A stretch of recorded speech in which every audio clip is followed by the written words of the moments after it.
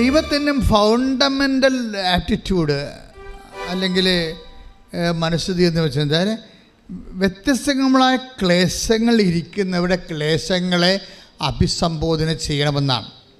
ഇതാണ് നമ്മൾ രക്ഷപ്പെട്ടു പോണത്. ഇതിന് അനുഗ്രഹം മാത്രം പോരാ, പിന്നെന്ത് വേണം? കൃപ വേണം.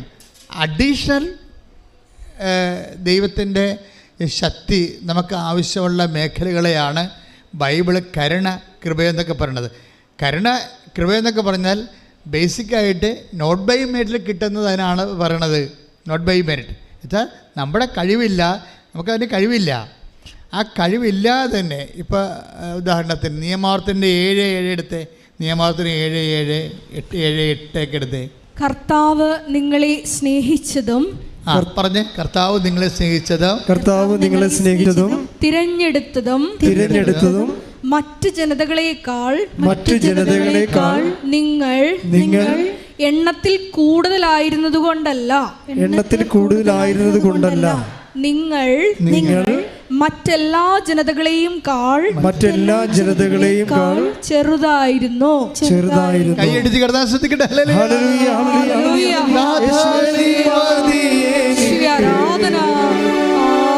നമ്മുടെ അയോഗ്യത അസസ് ചെയ്യുമ്പോൾ നിങ്ങൾക്ക് ആത്മധൈര്യം നഷ്ടപ്പെടുകയല്ല വേണ്ടത്, ആത്മധൈര്യം കൂടുകയാണ് വേണ്ടത്. പറഞ്ഞ മനസ്സിലായില്ലേ? ദൈവത്തിൻ്റെ മുമ്പിൽ വരുമ്പോൾ നിങ്ങളുടെ അയോഗ്യത അസസ് ചെയ്യുമ്പോൾ, കൂട്ടി നോക്കുമ്പോൾ പല ആൾക്കാർക്ക് എന്താ സംഭവിക്കണത്? ആത്മധൈര്യം നഷ്ടപ്പെടും. പക്ഷേ കർത്താവിൻ്റെ തിരുസന്നിധിയിൽ അയോഗ്യതയാണ് ആത്മധൈര്യം. കൈയടിച്ച് കർത്താവിനെ നിയമാവർത്തനം 7:7 തന്നെ ഒരിക്കൽ കൂടി വായിക്കുക. അപ്പോഴും അച്ഛൻ പറഞ്ഞത് നിങ്ങൾക്ക് മനസ്സിലാകും. കർത്താവ് നിങ്ങളെ സ്നേഹിച്ചതും ശ്രദ്ധിച്ചേ, കർത്താവ് നിങ്ങളെ സ്നേഹിച്ചതും തിരഞ്ഞെടുത്തതും മറ്റു ജനതകളെക്കാൾ നിങ്ങൾ എണ്ണത്തിൽ കൂടുതലായിരുന്നതുകൊണ്ടല്ല നിങ്ങൾ മറ്റെല്ലാ ജനതകളെയും കാൾ ചെറുതായിരുന്നു. ഇതാണ് ഞാൻ അയോഗ്യതയാണ് ആത്മധൈര്യത്തിന് അടിസ്ഥാനം. ക്ലിയർ അല്ലേ എന്ന് പറഞ്ഞ്? അയോഗ്യതയാണ് എന്റെ ആത്മധൈര്യത്തിന്റെ അടിസ്ഥാനം. കർത്താവ് എനിക്ക് അനുഗ്രഹവും അഭിഷേകവും നൽകാൻ ആദി കാരണം. കൈയടിച്ച് കർത്താവിന്റെ പരിശുദ്ധ പരമദിവ്യകാരുണ്യത്തിന് ആരാധനയും സ്തുതിയും പുകഴ്ചയും ഉണ്ടായിരിക്കട്ടെ. മക്കൾ, ഇതൊരു പ്രസംഗമോ അല്ലെങ്കിൽ ഭജന ശുശ്രൂഷ എന്നൊന്നും പറയരുത്. ഇതൊരു ആധ്യാത്മിക ആഹാരമാണ്. നമ്മളിങ്ങനെ ആശയപരമായ ഒരു ലോകത്തിലല്ല സംസാരിക്കുന്നത്. നമ്മളെന്താണ്? അനുഭവ തലത്തിൽ കർത്താവ് നമ്മളോട് സംസാരിക്കുകയാണ്. അച്ഛനത് ഉപകരണം മാത്രമാക്കിക്കൊണ്ട് കർത്താവ് വചനം സെലക്ട് ചെയ്ത് സംസാരിക്കുകയാണ്. ഇപ്പോൾ നിങ്ങൾ ഒറ്റക്കാണ്, നിങ്ങൾക്ക് ശക്തിയില്ല. ഇപ്പോൾ ചില സമയത്തൊക്കെ അതിർത്തിയൊക്കെ അളക്കാൻ ചെല്ലുമ്പോൾ അവർ നമ്മളെ വടിതടി ആയുധമായിട്ട് തല്ലാനും കൊല്ലാനും നിൽക്കത്തില്ലേ? നിങ്ങൾക്ക് മാത്രമാണ് ഈ പ്രശ്നമുള്ളത്. ഞാനൊരു ഇടവക ഇരുന്നപ്പോൾ ഒരുത്തനായ ഇടവകയുടെ വസ്തു കൈകയറി 40 കൊല്ലമായി വെച്ചുകൊണ്ടിരിക്കുകയാണ്. 40 കൊല്ലമായിട്ട് അയാളാണെങ്കിൽ ഗുണ്ടകളും വെച്ചുകൊണ്ടിരിക്കുകയാണ്. പോലീസുകാരും അയാളുടെ കൂടെ ഉണ്ട്. കാര്യം ഞാനവിടെ ചെന്നപ്പോൾ പോലീസുകാർ വന്ന് എന്നെ ഭീഷണിപ്പെടുത്തിയായിരുന്നു. അപ്പോൾ ഞാനിത് ഈ വസ്തു എല്ലാം കൊണ്ടുപോയി തഹസിൽദാറിൻ്റെ അടുത്ത് കൊടുത്ത് വില്ലേജ് ഓഫീസിൽ കൊടുത്ത് 6 മാസം അവിടെ എൻ്റെ കൈക്കാരനെ അവിടെ കുത്തിയിരുന്നുകൊണ്ട് ആ 40 കൊല്ലത്തിനുള്ളിൽ ആ പ്രദേശത്ത് നടന്നിട്ടുള്ള മുഴുവൻ ക്രയവിക്രയക്കാർക്കെല്ലാം ഉടമസ്ഥർക്കെല്ലാം നോട്ടീസ് അയച്ചു കൊടുക്കുക. ഞങ്ങൾ അളക്കാൻ പോകണം.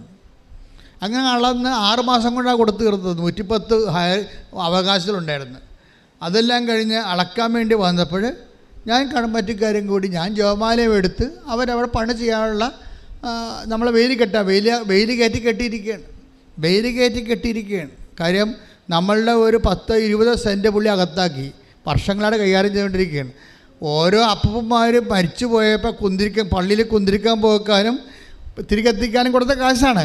ഓരോരുത്തരെ അതിനകത്ത് എൻക്രോച്ച് നോക്കാൻ ആരുമില്ല, അതുകൊണ്ട് എൻക്രോച്ച് ചെയ്തിരിക്കുകയാണ്. ഇപ്പോൾ ഞാൻ അവിടെ ചെന്നപ്പോൾ അമ്മ എന്നോട് പറഞ്ഞു, അവിടെ വെച്ചാണ് ഞാൻ ഈ നൊവേനൊക്കെ തുടങ്ങിയത്. അപ്പോൾ അമ്മ എന്നോട് പറഞ്ഞ്, മാതാവിൻ്റെ നൊവേന തുടങ്ങിയത്.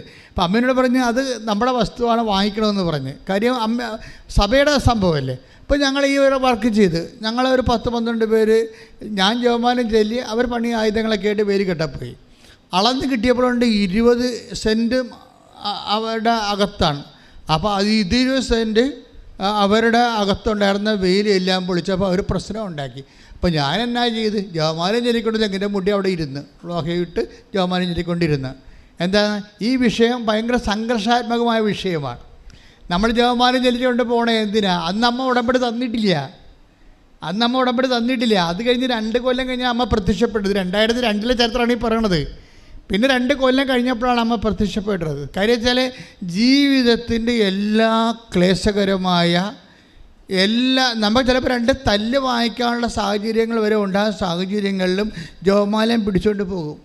അപ്പം പിടിച്ചുകൊണ്ട് പോകുന്ന സമയത്ത് നമ്മൾ അന്നും മോസസിനോട് ഇതുപോലെ പറഞ്ഞായിരുന്നു, നീ പോകണമെന്ന് പറഞ്ഞാൽ മോസസ് പറഞ്ഞ്, ഞങ്ങൾ എങ്ങനെ പോകും, ഞങ്ങൾക്ക് ഭയങ്കര പേടിയാണ്, ആരെയാണ് നീ എൻ്റെ കൂടെ അയക്കണമെന്ന് ചോദിച്ചായിരുന്നു. എപ്പോഴും ഉള്ള പ്രശ്നമാണിത്. ഇതെല്ലാ കാലത്തും ഉള്ള പ്രശ്നമാണ്. സീരിയസ് വിഷയങ്ങൾ കൈകാര്യം ചെയ്യാൻ മോസസിനോട് പറഞ്ഞപ്പോൾ മോസസ് പറഞ്ഞ്, നീ ആരെയാണ് എൻ്റെ കൂടെ അയക്കണത്? ഭയങ്കര ഹൃദയഭേദകമായ ഒരു ചോദ്യമാണ്.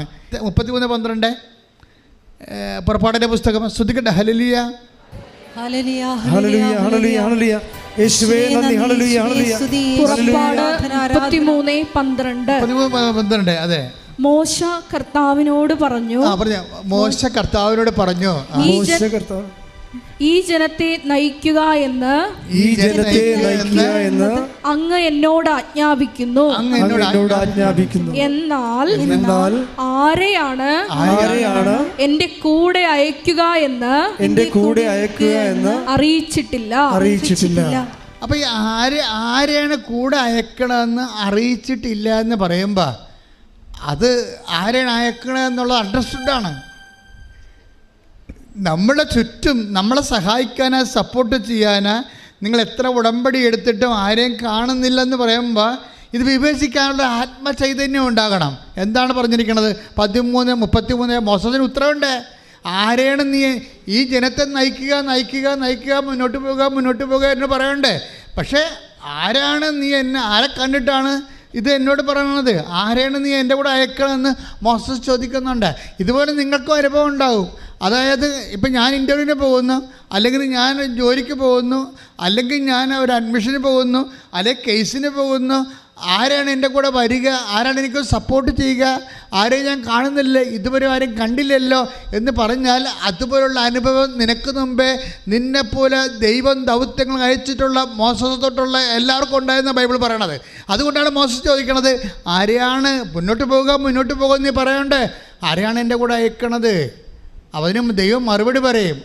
ആരെയും മാനുഷികമായ ആരെയും നീ സപ്പോർട്ട് കാണുന്നില്ലെങ്കിൽ, വീടിനോ ജോലിക്കോ വിവാഹത്തിനോ പണത്തിനോ അല്ലെങ്കിൽ ഒരു പ്രശ്നസങ്കീർണമായ ഒരു സ്ഥലത്തേക്ക്, നിൻ്റെ വസ്തു തന്നെ കൈകാര്യ ഒരു സ്ഥലത്തേക്ക് നീ പോവുകയാണെങ്കിൽ, നിന്നെ സഹായത്തിന് നീ ആരെയും കണ്ടില്ലെങ്കിൽ നിനക്ക് ഉറപ്പാക്കാവുന്ന ഒരാളുണ്ട്. അതാരാണ്?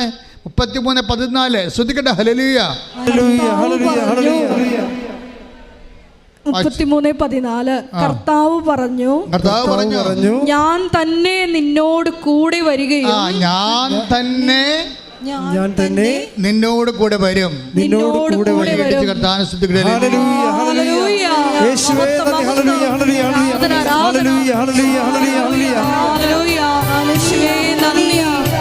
ആരാധന, ഹല്ലേലൂയ, മഹത്വം, ആരാധന.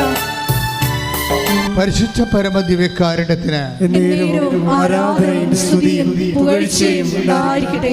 അപ്പോൾ ആരെയും കാണുന്നില്ല എന്നുള്ളതും, ബന്ധുക്കളെ, സ്വന്തപ്പെട്ട സഹോദര സുഹൃത്തുക്കളെ ആരെങ്കിലും നമ്മളെ സഹായിക്കാനില്ല എന്ന് നമ്മൾ തിരിച്ചറിയുന്ന സമയത്ത് നിനക്ക് സങ്കടവും നിരാശയല്ല വരേണ്ടത്. പിന്നെ എന്താ വരേണ്ടത്? കർത്താവ് ആണ് ഈ വിഷയം ഏറ്റെടുത്തതെങ്കിൽ അതിൻ്റെ അടയാളം മറ്റുള്ളവർ നമ്മളെ കൈവിട്ട് കളയുന്നു എന്നുള്ളതാണ്. അത് മനസ്സിലാക്കണം. ഒരു വിഷയം കർത്താവ് ഏറ്റെടുത്താൽ, ഈ ദിവസങ്ങളിലൊരു സാക്ഷ്യമുണ്ട്. സാക്ഷ്യം എന്ന് വെച്ചാൽ ഒരാൾ ഓയിൽ ആൻഡ് ഗ്യാസ് കമ്പനിയിൽ ജോലി വേണം. Oil and gas company. അവിടെ വരുന്ന സൗമ്യ കായംകുളം പറഞ്ഞൊരു സാക്ഷ്യമാണ് കഴിഞ്ഞ ദിവസങ്ങളിൽ. ഓയിൽ ആൻഡ് ഗ്യാസ് കമ്പനിയിലെ ജോലിക്ക് ഒരാൾ പോയിരിക്കുക ഇൻ്റർവ്യൂവിന്. പക്ഷേ വീട്ടിൽ ഭയങ്കര കഷ്ടപ്പാട്, ക്ലേശവും, ജോലിയും പോയി, വീടും കച്ചവടം നടക്കണില്ല, എന്തൊക്കെ തരത്തിൽ അവർ ഫ്ലാറ്റായി കഴിഞ്ഞപ്പോഴാണ് ഇവർ ഒരു പേപ്പറിൽ ഒരു പരസ്യം കണ്ട് oil and company gas company ഇൻ്റർവ്യൂവിന് പോയി കഴിഞ്ഞപ്പോൾ അയാളെ ചോദിച്ചു, ഇൻ്റർവ്യൂ ഇരിക്കുന്ന ആൾ ചോദിച്ചു, നിങ്ങൾക്ക് ഓയിൽ ആൻഡ് ഗ്യാസിൽ എന്താ എക്സ്പീരിയൻസ് എന്ന് ചോദിച്ചു. നിങ്ങൾ ഒരു ഇൻ്റർവ്യൂവിൻ്റെ കാര്യം കേൾക്കണം.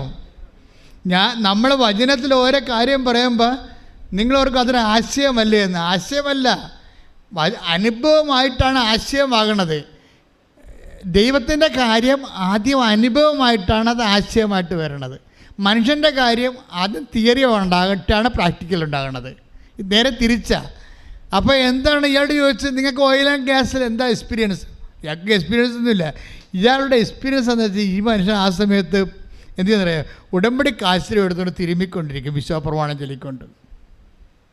അതാണ് വിഷയം.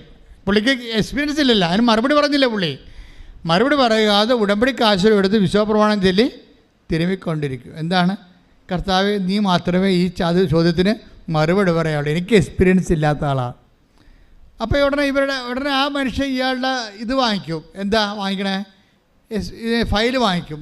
ഫയൽ വാങ്ങിച്ചിങ്ങനെ മറച്ചു നോക്കിച്ചും പറയും, നിങ്ങൾക്ക് ഖത്തറിൽ ജോലി ചെയ്യാൻ തയ്യാറാണോ എന്ന് ചോദിക്കും. അപ്പോൾ ഇയാൾ പറയും തയ്യാറാണ്, എന്നാൽ പാസ്പോർട്ട് ഇങ്ങനെ നേക്കാൻ പറയും. ഈ മനുഷ്യൻ ഇന്ന് ഓയിൽ ആൻഡ് ഗ്യാസ് കമ്പനി ഖത്തറിൽ ജോലി ചെയ്യുകയാണ്. ശ്രദ്ധിക്കട്ടെ. ഹല്ലേലൂയ.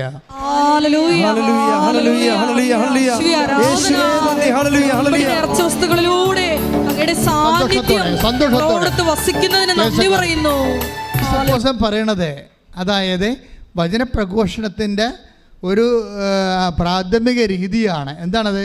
റോമ 15 വായിച്ചോ, ഒന്നുകൂടി വായിച്ചോളൂ. വിജാതിയരുടെ അനുസരണം നേടിയെടുക്കേണ്ടതിന് വാക്കാലും പ്രവൃത്തിയാലും 15:18 വായിച്ചോളൂ. വിജാതിയരുടെ അനുസരണം നേടിയെടുക്കേണ്ടതിന് വാക്കാലും പ്രവൃത്തിയാലും അടയാളങ്ങളുടെയും അത്ഭുതങ്ങളുടെയും ബലത്താലും പരിശുദ്ധാത്മാവിന്റെ ശക്തിയാലും ഞാൻ വഴി ക്രിസ്തു പ്രവർത്തിച്ചവയൊഴികെ ഒന്നിനെക്കുറിച്ചും സംസാരിക്കാൻ ഞാൻ തുനിയുകയില്ല. അപ്പൊ ഞാൻ വഴിയെന്ന് പറഞ്ഞ ആര് വഴിയാ? ഞാൻ വഴി. പൗലോസ് അപ്പോസ്തലൻ പറഞ്ഞ് ഈ ആൾക്ക് ഈ ഖത്തറിൽ ജോലി കിട്ടാൻ കാരണം എന്താണെന്നറിയാവോ? അവർ പറയുന്നുണ്ട്, എന്നാ അവരുടെ പേര്? സൗമ്യ കായംകുളം. അവരാണ് വൈഫ് പറയുന്നുണ്ട്, ഞങ്ങളിങ്ങനെ എങ്ങനെ ജീവിക്കുമെന്നറിയാതെ അന്തരാളം പൂണ്ട് വിഷമിച്ച് നടക്കുന്ന കാലത്ത് ഒരു മീൻകാരം ഞങ്ങൾക്കൊരു കൃപാസനം പത്രം തന്നെന്ന്. Praise the Lord.